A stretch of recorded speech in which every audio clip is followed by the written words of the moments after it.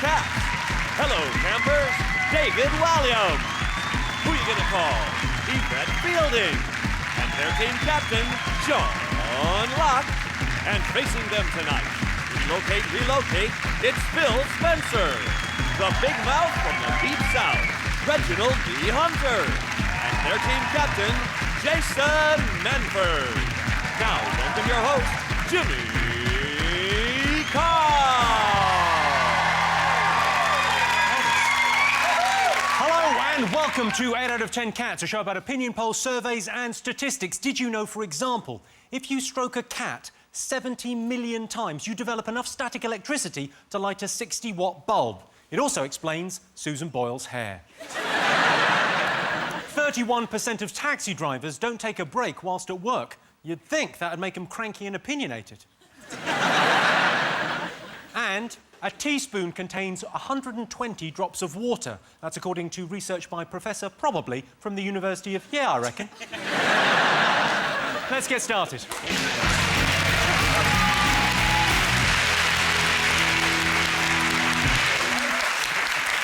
What are you talking about? That's the name of our first round. We've teamed up with a leading polling organisation and they've asked the British nation what stories they've been discussing this week. It's our panellists' job to guess the British public's top 5 most popular talking points. Jason's team, you're to guess first. What do you think people might have been talking about this week? It's the untimely death of Molly Sugden. Who saw that coming? Who else is that? Jimmy. Is it, Jimmy. He had his chance. Yes, David, what? Have you heard Michael Jackson is dead? Yes. Yes. I heard. People have been talking about it because he's a controversial figure. I mean, if it's wrong to share your bed with 13-year-old boys, then lock me up and throw away the key.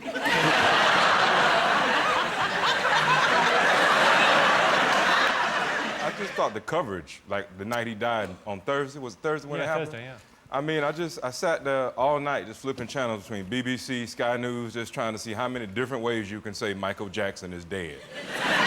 There was this lady on BBC News, and she said, Michael Jackson, King of Pop, dead at 50. We go back live to Los Angeles for an update. He dead! He's still dead! The saddest thing is about 10 minutes after his death, you get about 100 text messages from people you've not even seen them for 15 years. And you're like, who's sat there at 1:30 in the morning thinking, I've not seen Jason for 12 years, I might send him a gag about a dead celebrity 12 minutes ago. People say things like he's entrusted his kids. Well, apparently they're not really his kids. He's not the biological father. Yeah. Which actually wasn't difficult to work out. They look like they're related to the Swedish royal family. Do you know their names? Prince Michael, 1, 2 and 3. No. What are your children called? I'm not going to tell you my names of my children. Why not? I don't want you freaking them out as well. Poking your head over the fence going, hello.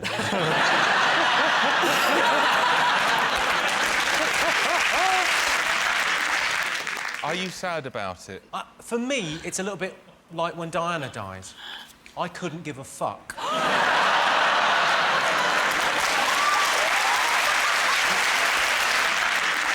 The audience, how do you feel? Are you good at... you feel sad?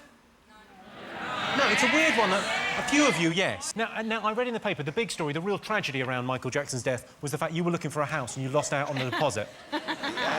Yeah, there's an element of truth in that, yeah. So did you find him a house? He was actually found 3 houses. And this is perhaps why I'm a little bit of a conspiracy theorist. Oh, yeah. Is he living in one? Because... just a little bit. He was due to sign he was due to choose one of the houses this week. So what was he looking for? Was it a flat?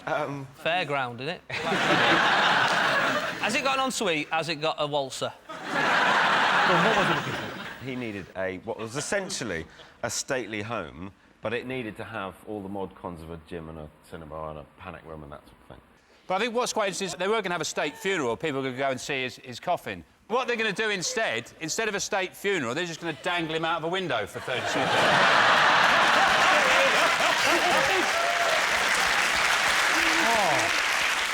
Let's have a look and see whether Michael Jackson is one of the most talked about things this week. I imagine he's right up there.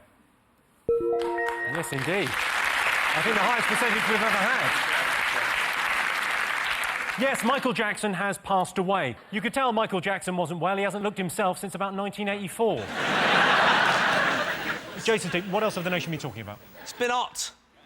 Really hot. Apart from in where I live, where it's not been. I'm from Manchester. It's been hot. Where have you been? Yeah, but you're in, like, cold places a lot of the time. Everything's hot to you. You know what I mean? You're like, oh, that was a cold spot. You're like, no, it doesn't. You just live in Manchester. Oh, I'm getting something here. Any thoughts on the weather, Reg? Yeah, it's hot. Probably ain't gonna be hot all that long.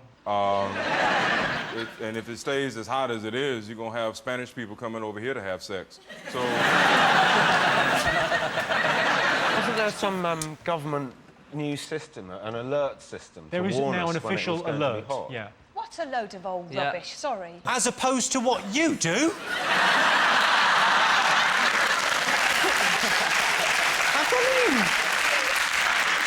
I think the press could be more imaginative with where they cover the hot weather. They always have the same thing. They always have, like, some girls in a bikini near a beach, and then behind them they've got a graphic of a sun with the temperature, saying 32 degrees, whatever. I suppose in about 40 years' time, that little sun will have 48 degrees on it, and on the beach it'll just be full of dead people. Just lying there like that.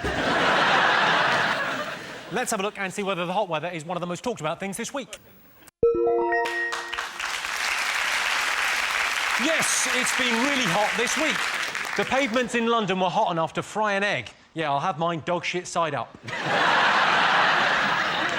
Sean, what else have the nation been talking about this week? The Queen wants more money. She said that she wants an increase in the civil list because she hasn't got enough money. And they've said no, they're not going to give her any more money. What's the point in having a queen if she got to ask somebody else for money? Surely, if you're the queen, you go and you get the money yourself. Like, look at this treasure chest of gold in the castle. I ain't got to ask nobody for nothing. It's no good asking me, I don't understand it. She's on the money. All she's got to do is take a picture of herself and write £20 on it. It's done. That's money. Or she could get sponsorship. She goes, hello, I'm the Queen, brought to you by Powergen. I'm wearing a crown because I'm worth it. Can I ask, who's met the Queen? Who's actually met the Queen? Me. Well, everybody. You've not met the Queen? When? We went to meet the Queen. I went to Buckingham Palace. I had tea with the Queen. Well, I'll ring her up later and When ask did you her. meet the Queen? I have. You have not met the Queen. Every Tuesday I give her trampolining lessons. She could do. You think sometimes, just to wind Prince Charles up, when he walks in, she pretends to be dead? That's when he walks in, he goes, yes! She goes, ah!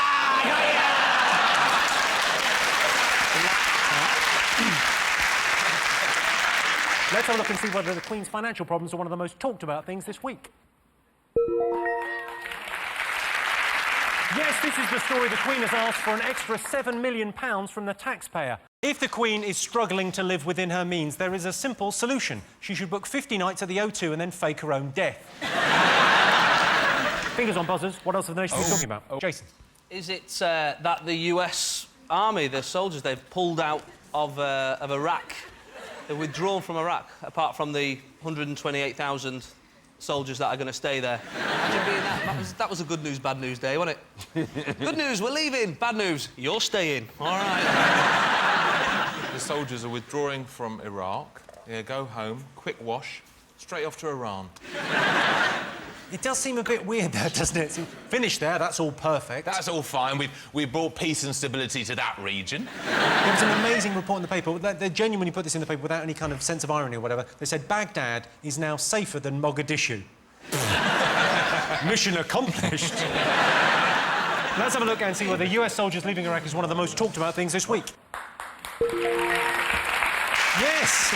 Yes, this is the story. The US military are pulling out of Baghdad. Fair enough, withdrawing is what you do after you fuck something. Sorry, Reg. Yeah, I like that. OK, fingers on buzzers. One more thing to get. Oh. Wimbledon.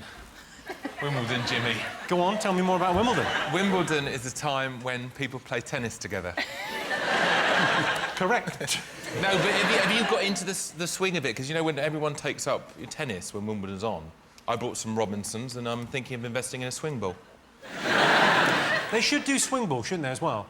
Yeah, it's much harder than real tennis, because the thing comes round very quickly.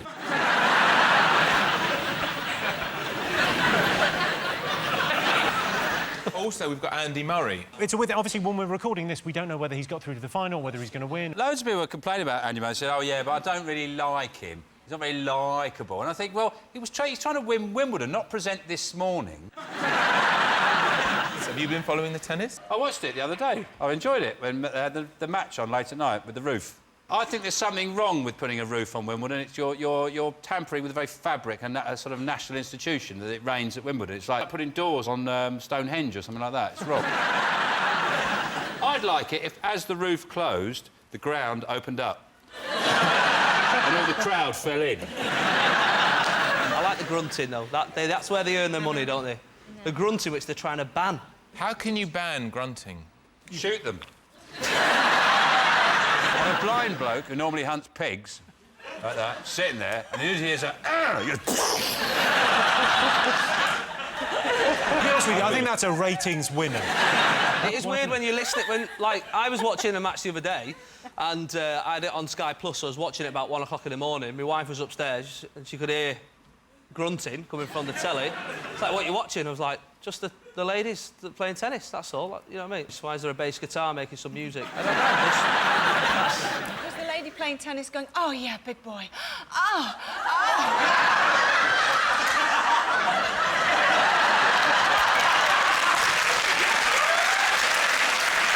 Let's have a look and see whether Wimbledon's one of the most talked about things this week.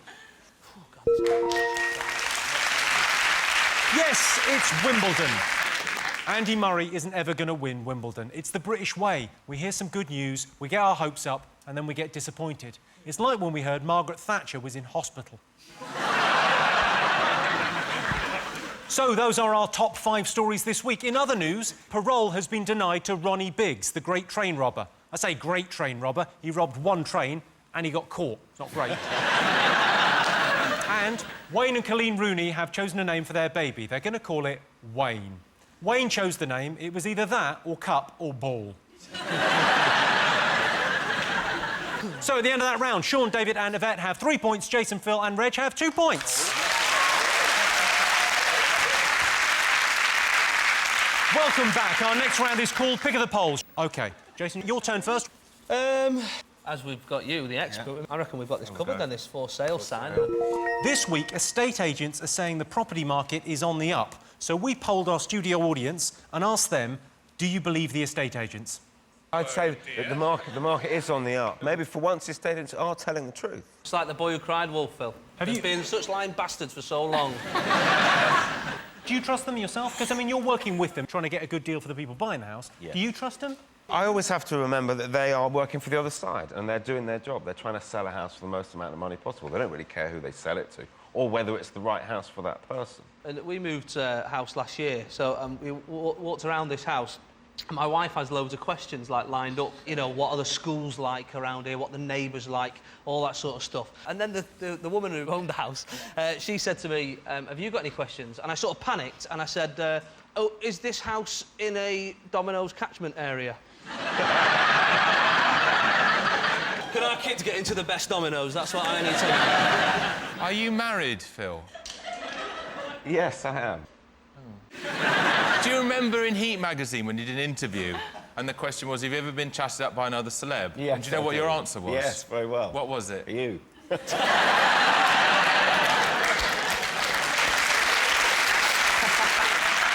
When did I chat you up?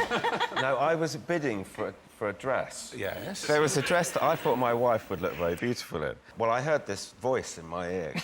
Go on, Phil, you look really lovely in that. And I turned round laughing, spotted you, and there was a look in your eye. I thought, actually, he wasn't joking, was he? Did you feel my erection as well?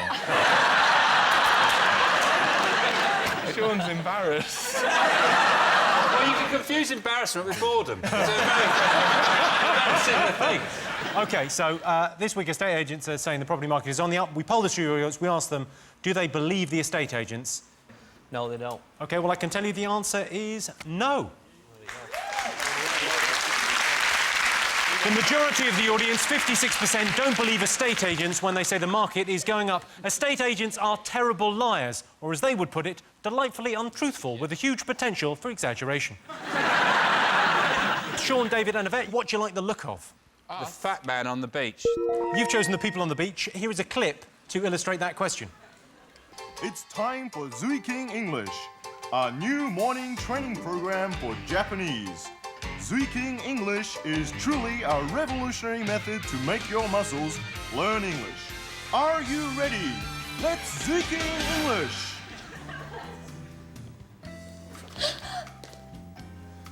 Hand me your bag.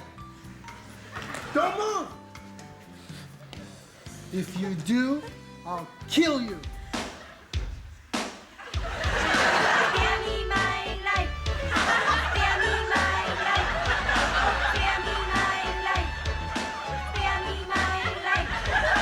What's the matter?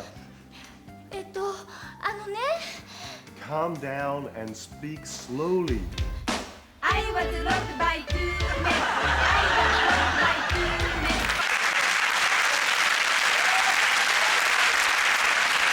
Where are they going on their holidays? Croydon?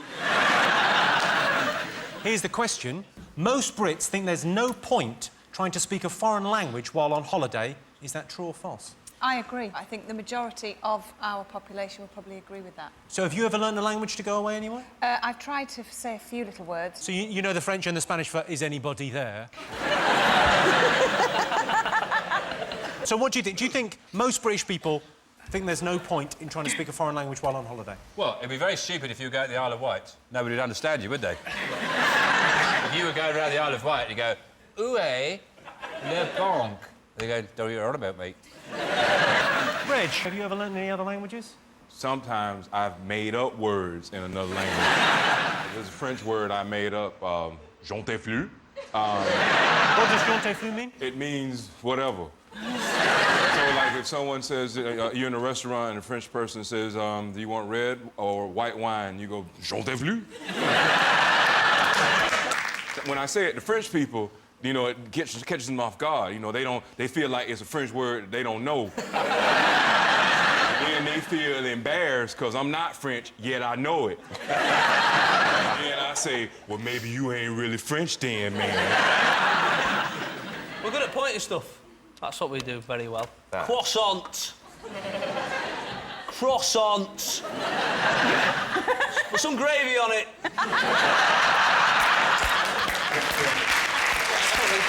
We're good at that. We've been on holiday together, haven't we, David? Oh, yeah. I've got a photo. Do you remember this?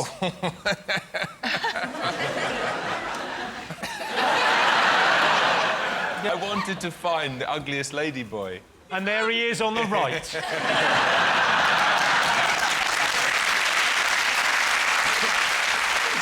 I went with my friend Robin. Yeah, I remember Robin, Who is gay. My friend Robin is gay. I've got a gay friend. What of it? That was a huge shock to all of us. No, but we went to some straight sex shows, and he said, well, we've been to lots of straight ones. Can't we now go to a gay sex show? I went, oh, all right, then. And he took me to this show, and these men... Can I borrow you for a second? No. Phil, can I borrow you for a second? Phil, can I borrow you? No, because these men... This was all right, Phil. It's all right. These men got on the stage, and they started... Phil, just bend over a little bit.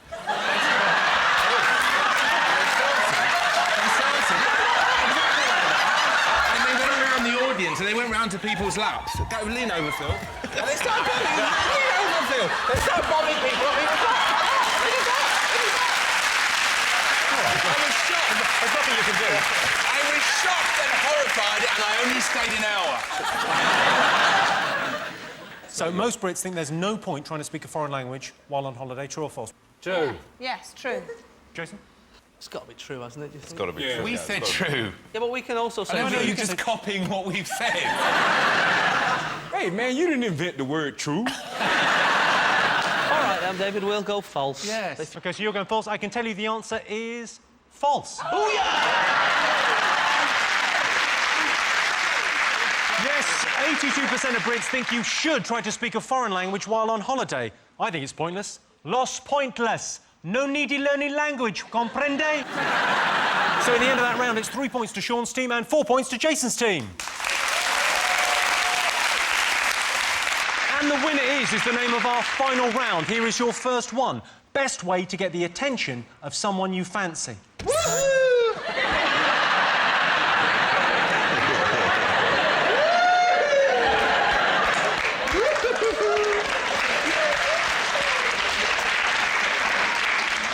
Is that the answer? Is that it? No. No, OK. I think the best way is to break into their car and strap yourself into one of the kids' seats. When they come in, you go, all right. Can you look after me? Move your hands, because I can't get close to the buzzer, can I? You put your hands there. You don't need to, it's their answer. When I try to get attention to somebody I fancy, I probably do the thing British people don't know about. I talk to them. But, I mean, I don't expect y'all to know too much about that. Not on the list, Red. What do you think? How would you get the attention? Show 'em your tits.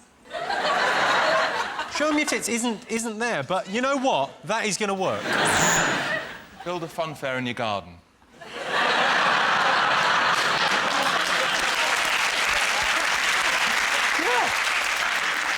Is it become a guest panellist on a quiz show and then pretend to have anal sex with...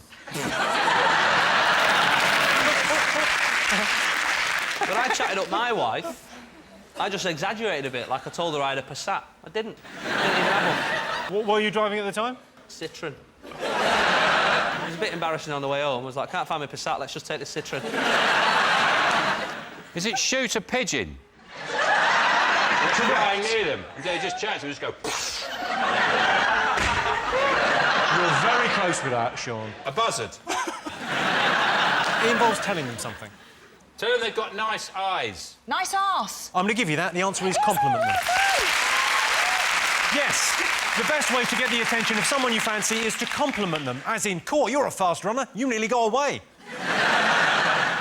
OK, next question. This is, you'll enjoy this. Sorry, can I get my hand near the buzzer? No, you need to supply a written application to use the buzzer. I will send that up to the committee, and then you will get a piece of paper telling you back that it's now time and you're able to use my buzzer. OK. Most common superstition. If a bird shits on you, it is lucky, but you do have to take her out for dinner first.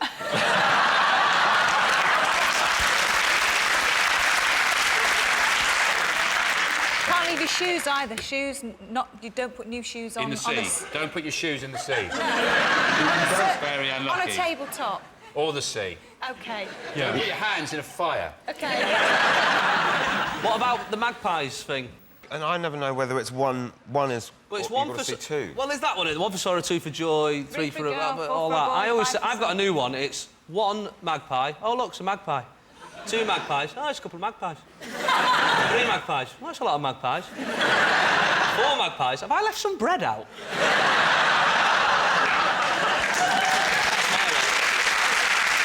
I'll give you a clue. It involves touching something.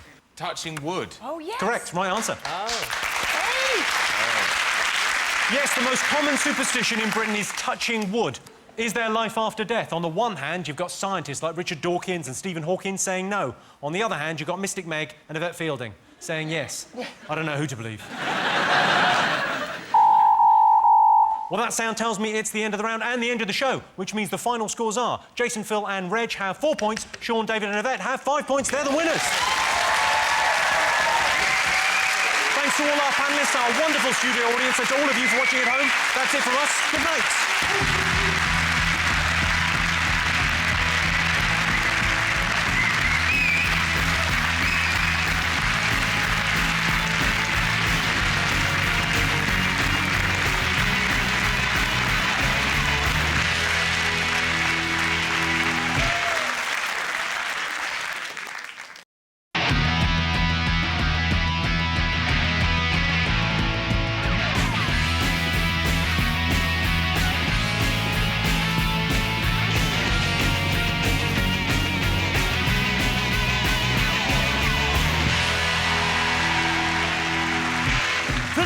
On 8 out of 10 Cats, Daughter of Darkness, Kelly Osbourne.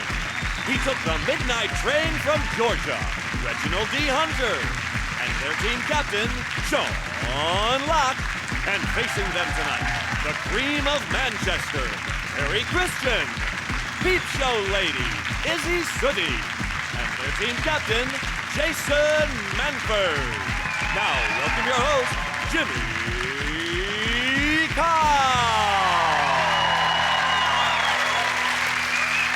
Hello and welcome to 8 out of 10 Cats, a show about opinion polls, surveys and statistics. Did you know, for example, a doner kebab pot noodle contains 22% of the recommended daily calorie intake of a recently divorced man?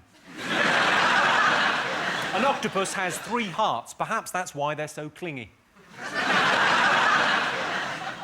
It takes just 2 days for a T-bone steak to dissolve in a can of Coke, and I'm pretty sure that is how they make Dr. Pepper. And your mouth produces 1.8 pints of saliva every day, or half as much as Cheryl Cole's yoga instructor. Let's get started.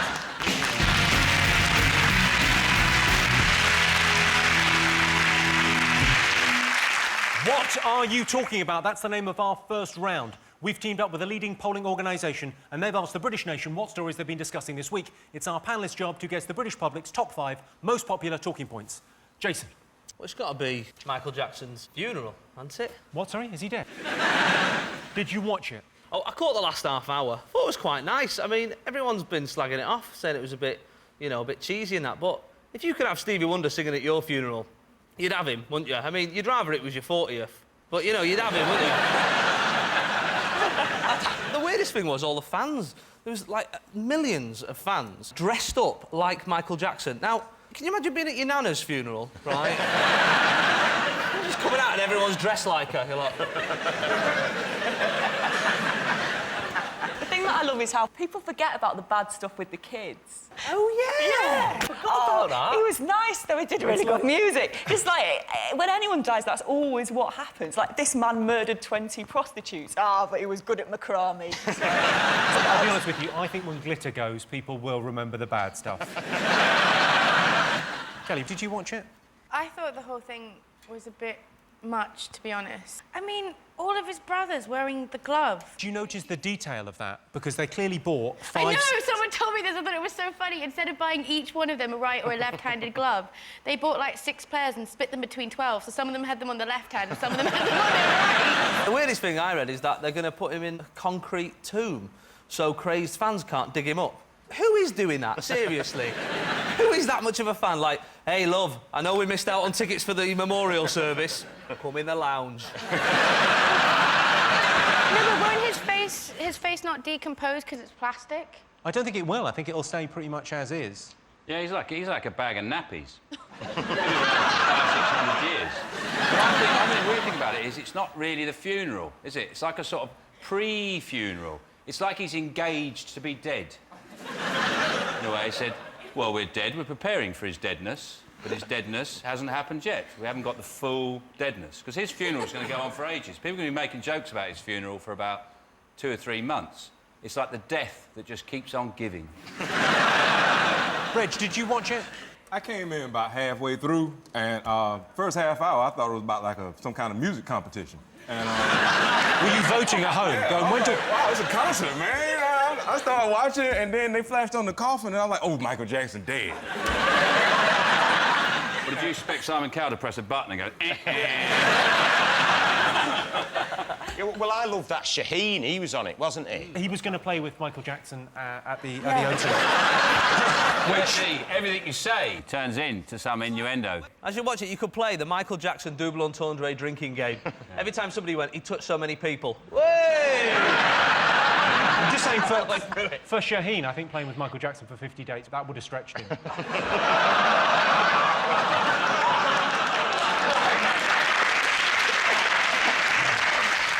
Have you ever met him? Twice. You met him twice? First time I met him was at an MTV after party, and then the second time it was at Madison Square Gardens, and he was wheeling around Elizabeth Taylor with his pants unbuttoned and no shoes on. It was the weirdest thing I've ever seen in my life. The weirdest thing you've ever seen? Yeah. But you know what? Now that Mike's dead, a lot of stories like this gonna pop out. You know, just just weird stuff that people just nobody listen to, but it's just okay to say now because he gone. You're gonna hear stories like, I was eating a hot dog one time and he jumped out the TV. And it was the damnedest thing. It was Michael Jackson. And I'm like, Mike, what you doing here? And he's like, hee hee, and he backed out.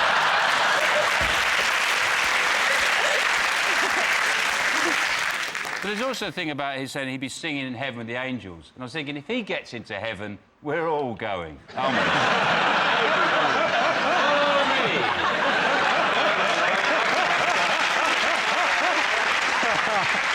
And I bet you if he is going, the angels will be running around telling the cherubs to put some clothes on. I want you wearing dungarees and duffel coats, minimum.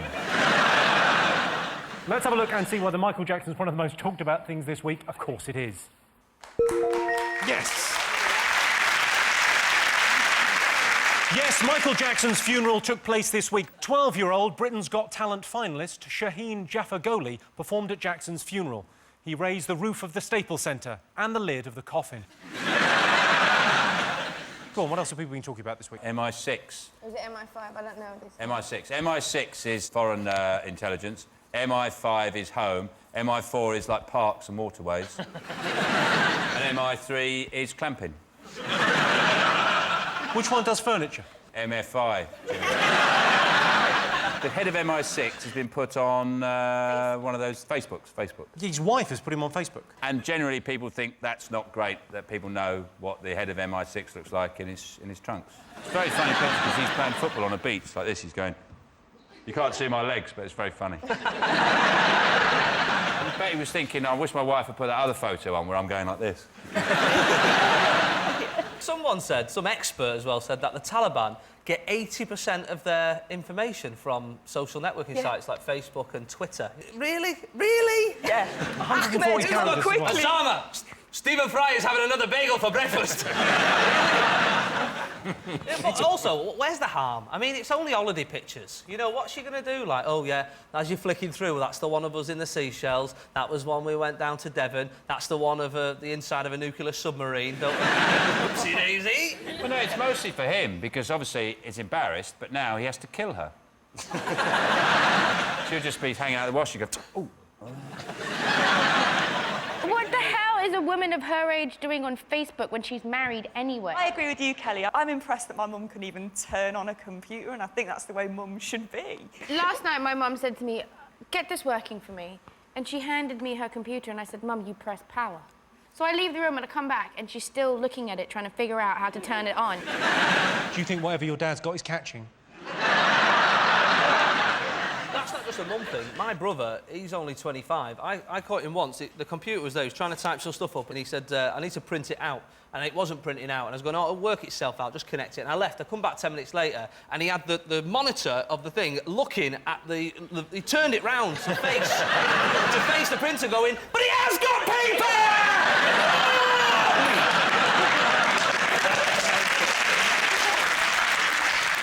Let's have a look and see if it's up there. Yes, this is the story. The head of MI6 has had personal details published on Facebook. Of course, the Russians are years behind in their technology. They're still using Friends Reunited. The MI6 chief has been seen in a couple of embarrassing photos, one wearing a pair of Speedos and another attaching electrodes to the testicles of an Iranian dissident. OK, Jason, Izzy and Terry, what else have the nation been talking about? That plinth thing in Trafalgar Square, you know, Anthony Gormley. I think it's the most plinth. ridiculous thing I've ever seen. I like the idea of the plinth. I think it's a good idea. Yeah, I'd you love wanna to go do on the it. plinth. I'd love... Well, like, you have to apply. What would you do for an hour? What I would do is, it's a plinth. I'd paint myself gold and take a snooker cue so I'd look like a trophy, like that. You could dress as a pigeon and shit on people's head from it, couldn't you? Catch a pigeon and shit on its head. Vengeance. How much do you want to bet that someone's going to get married on it? Hey? Some cliche bollocks where some people will get married on it. Oh, yeah, the old cliché, you know, the plinth in Trafalgar Square, where people get married how many fucking times? Are they going to roll out that one? Jesus, Kelly. OK, well, let's have a look and see whether Anthony Gormley's new artwork is one of the most talked about things this week. Yes, Anthony Gormley's One and Another art project began this week in Trafalgar Square. Anthony Gormley famously created a huge sculpture called the Angel of the North. It weighs 150 tonnes, making it Gateshead's third fattest person. OK, right. Sean, Kelly, Reg, what else have the nation been talking about this week? Sperm. Sperm? Yeah. What have they been saying about sperm? That they can genetically make sperm in a test tube now. I don't see the point in it, really, because we were saying that before, there's not exactly a lack of it out there. Well, maybe in your world, young lady.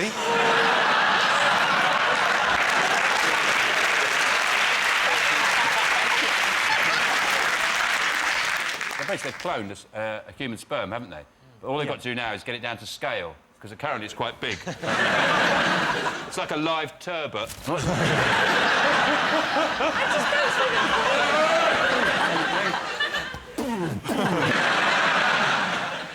They also reckon that a lot of scientists don't believe they've done it, and they want an expert to check it. Someone like Jordan, just to go... No, there you go.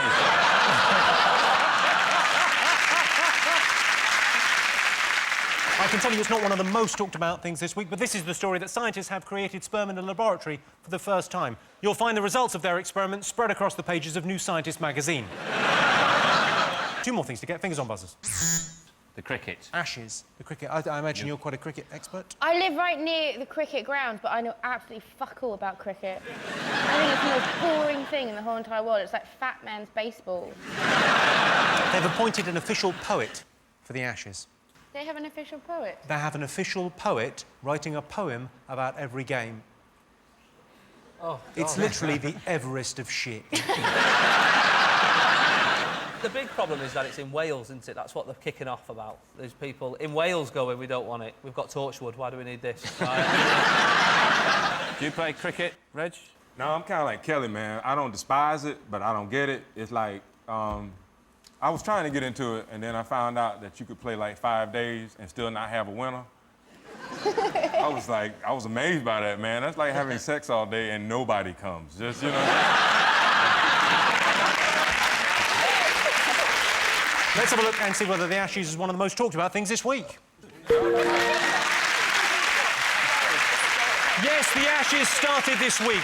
The Ashes takes place at Cardiff, Lords, Edgbaston, Headingley and the Oval over 25 days. I applied for tickets and was one of the lucky ones. I didn't get any.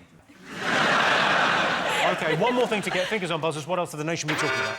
Is it the News of the World phone tapping situation? It's alleged that the News of the World have tapped, like, 3,000 famous people. And the first thing I thought was, is there 3,000 famous people?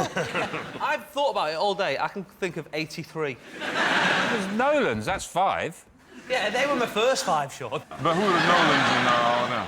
The Nolans? Yeah. They were a family of murderers. Used to ride around the north indiscriminantly, stealing sheep and killing farmers. On horses? Yeah, ruthless. But the nation grew to love them. And then they started releasing albums and everyone seemed to forget about it. The music was so good. Yeah, you can't bug my phone. I nicked it.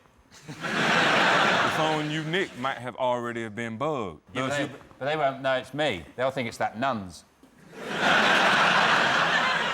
So there's a nun somewhere getting in deep shit. OK, let's have a look and see if it's up there. Yes, this is the story that the News of the World has been accused of illegally phone tapping. I think the News of the World should revert to the honest and noble traditions of journalism with which they forged their reputation, paying hookers to fuck footballers. OK, so that is our top 5 for this week. In other news, we wish a speedy recovery to Rupert Grint, who plays Ron Weasley in the Harry Potter films, because he has swine flu, or in his case, Hogwarts. And Madonna is back in London with her new adopted child. The weird thing for that kid is it's now wearing the clothes it made 2 months ago. I can tell you at the end of that round, Sean, Kelly and Reg have 2 points. Jason, Terry and Izzy have 3 points. Welcome back to 8 out of 10 Cats. Our next round is called Pick of the Polls. Sean, Kelly and Reg, what do you like the look of? Is that a man holding a Bible? Yes. OK, you've chosen the vicar. In a survey to find Britain's happiest profession, the clergy came second. What came top? Beer tasters. A beer taster in Britain would have to be one of the happiest people in the world, I would think. Y'all drink the way Americans eat, and just,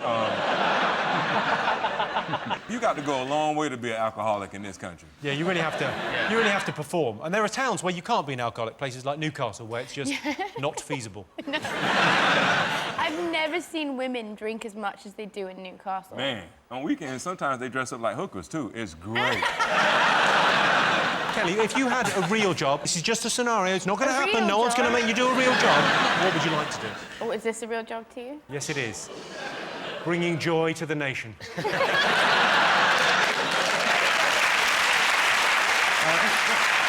I'm not forgetting scaring any children who are watching. Get to bed, I'm coming to get you. I've got a little brother who's 8, and I asked him a few weeks ago, like, what do you want to be when you're older? And he had a proper good think about it, and he went, a dog. He's looked at the dog and he thinks, that looks like a pretty good life to me. I'll tell you what, the easiest job I've seen recently, lollipop ladies That's at what I was just Crossroads. about to say. Lollipop ladies at Pelican Crossing. Yes, that's what Why I are don't you get. there? Press the button, it goes red, and then she walks into the middle of the road with a stop. I go, I know! I'll give you a clue. You get to chat a lot if you do this job. Is it hairdressing? That's the right answer. Yeah. What? Yeah. Yes, Britain's happiest profession is hairdressing. If you want to know the difference between a hairdresser and a barber is a slightly older gay man from Cyprus. What do you fancy, Jason? Oh, OK. What do you reckon, is it? Let's have a little... Is that... What is he doing in the top left? I'd like him. OK, you've chosen the train spotter. Here's a clip to illustrate the question. Ben, ici, ils le prennent bien, sauf la voisine, tout près de chez moi. Alors, elle me prend aussi pour un fou. J'ai l'impression d'être dans la peau du pingouin. Oui, voilà, quand je vais venir à Milan, au Monterre, dans mon costume pingouin, on a déjà fait la pierre, Tobal, avec 2 pingouins.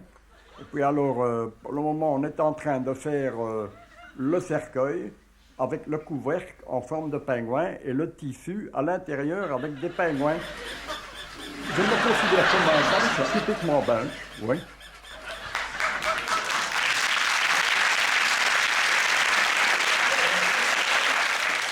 So, your related question. Most Brits have a hobby they're too embarrassed to tell their friends about.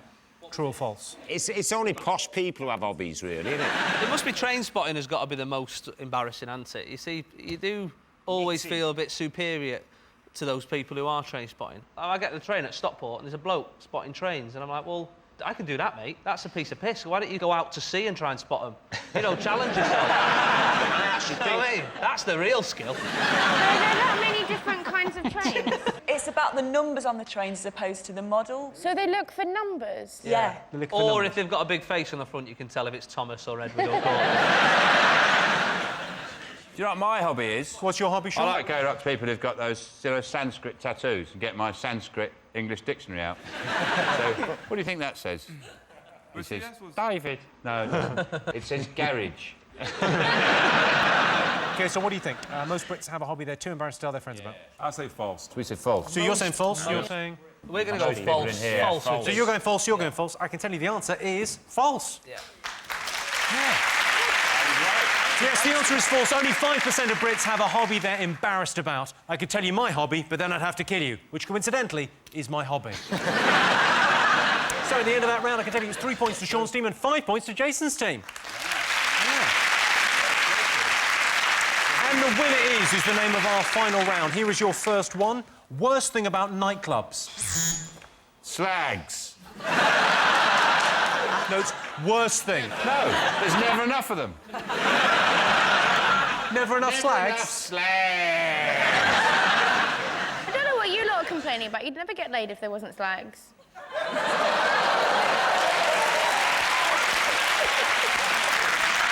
Good point, well made. I think it's that they make you feel old. I mean, like 10 years ago, I'd have gone in and I looked round to see if there was any, you know, nice-looking girls to have a chat to. Now, I'll go in and I look around to see if there's anywhere to sit. The music's so loud that you're shouting, and then suddenly in some of the songs there's just a silent bit, and then you end up going, I've never killed since. Just really loud. I mean, I worked in nightclubs for years, and one of the weird things is when I've had guys come round to me. I'm serious. A guy come up to me, and this is the worst one. It's when they go, "Are you that twat, Terry Christian?" And you just don't know what the right answer is, do you? Yes, I am. Yes, I am that twat. Terry Christian would be the correct answer. Or there's like the backhanded compliment that is like, I thought that you were going to be so fat and ugly, but you're not. Or you're a lot prettier than I thought you were going to be. I get that a lot. You're just so pretty. You don't look pretty on the television.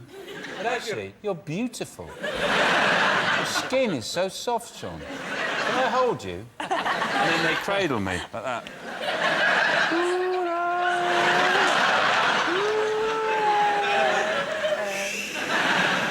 Is it mums who go clubbing with their daughters and they're like, everyone thinks we're sisters? You're like, no, we really don't. I don't like it. You're not allowed to take pets in. It's I was looking after a friend of mine's Alsatian, and I said, I just want to stand by the dance floor with a dog like that. And a pint.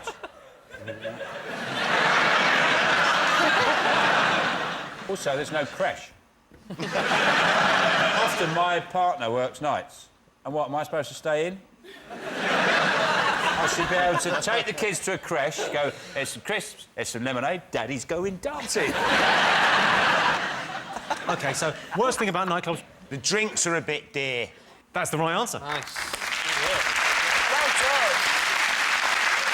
Yes, the worst thing about nightclubs is expensive drinks. I always go to nightclubs to get off my tits, which is what they say to me. Get off my tits. Top thing Brits won't sacrifice to spite the credit crunch.